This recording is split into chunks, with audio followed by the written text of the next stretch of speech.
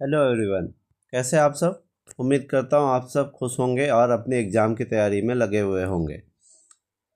Jack के series में अगला क्वेश्चन है जो कि है लघु उत्तरीय प्रश्न। लेकिन इसे मैं कोशिश करूँगा लघु उत्तरीय के साथ साथ कुछ दीर्घ भी बता दूँ, ताकि इसे आप अगर लॉन्ग आंसर में भी आए तो भी आप इसे हैंडल कर पाएँ, इसे आप आसानी से लिख पाएँ। तो ये क्वेश्चन जो है ये 3 मार्क्स के लिए है। लेकिन अगर आपको लगे कि इस को लॉन्ग में भी लिखना है तो भी आप इसे लिख सकते हैं। और 3 मार्क्स के लिए कुछ कुछ पॉइंट यहाँ से आप अगर हटा भी देते हैं तो कोई इशू नहीं है। तो स्टार्ट करते हैं। तो यहाँ पर जो हम इस नोट्स में हमने लिखा है, जो ये लिखा गया जालियांवाला बाग पे है।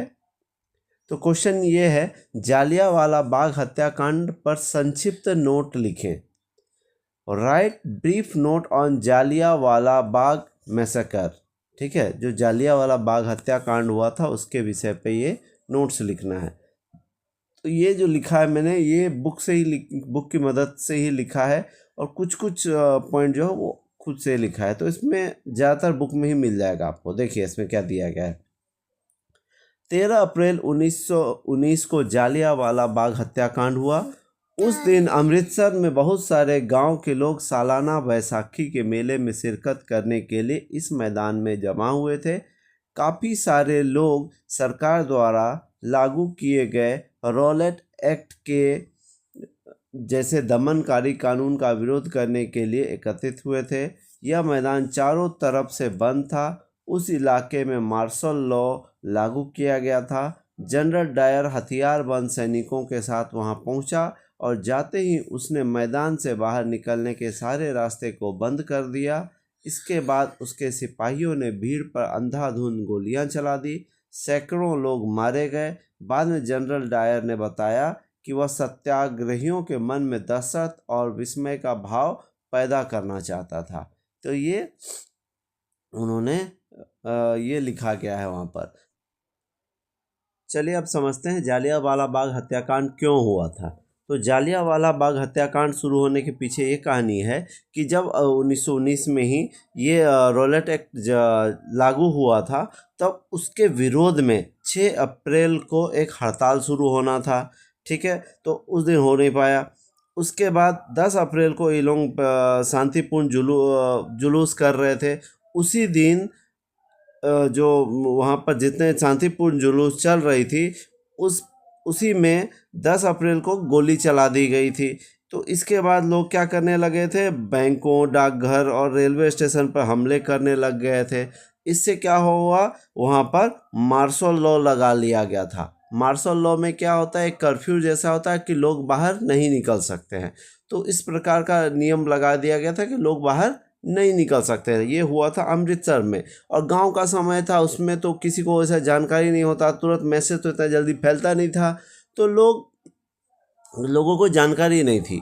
तो उस दिन क्या हुआ, उस दिन अमृतसर में बहुत सारे गांव के लोग सालाना बैसाखी के मेले में शिरकत करने के लिए पहुंचे थे। उस समय बैसाखी का मेले का समय था, तो लोग वहां पर मेले में जमा हुए थे कि बैसाखी मेले पे भी चर्चा करेंगे। और बहुत सारे लोग जो थे इस कानून के बारे में चर्चा करने के लिए भी जमा हुए थे।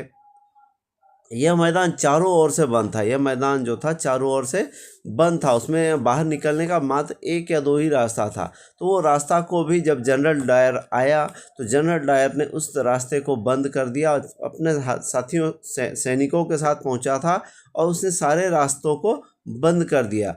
इसके बाद उसके सिपाहियों ने भीड़ पर अंधाधुंध गोलियां चला दी। उनके साथी जितने थे उन्होंने भीड़ पर अंधाधुंध गोलियां चला दी, और वहाँ पे इतना भगदड़ मच गया। लोग यहाँ वहाँ भागने लग गए। बहुत सारे लोग तो वहाँ एक जालियांवाला बाग में कुआं है वहाँ कूद गए। बहुत सारे लोग इधर उधर छिपने का कोशिश किए, लेकिन बहुत सारे लोग मारे गए। सैकड़ों लोग मारे गए।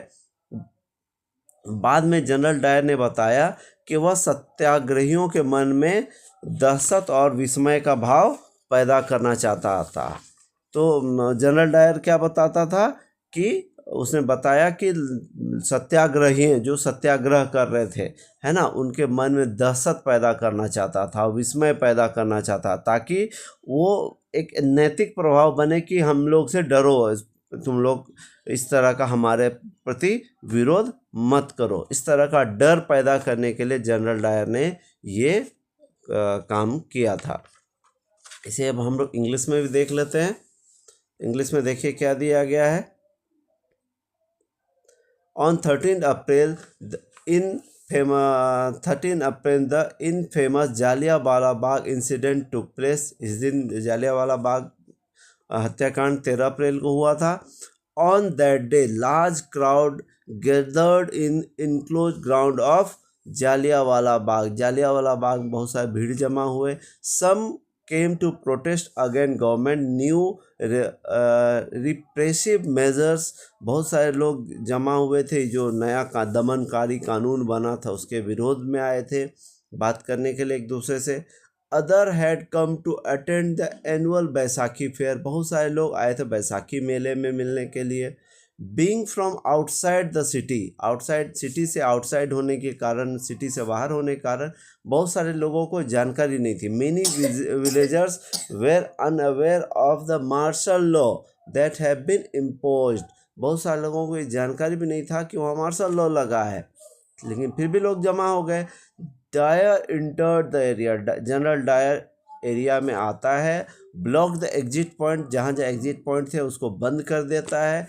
And open fire on the crowd, और अंधाधुंध गोलियां चला दिए। जितने भी लोग थे उन पे गोली चला दिया, जिससे किलिंग हंड्रेड्स, बहुत सारे लोग, हंड्रेड्स लोग मारे गए।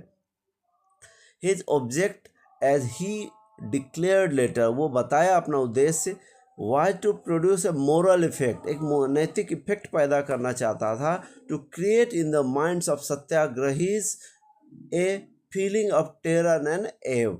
ठीक है, सत्याग्रहियों के मन में एक डर और विस्मय का भाव पैदा करना, उसके मन में ये सोच था।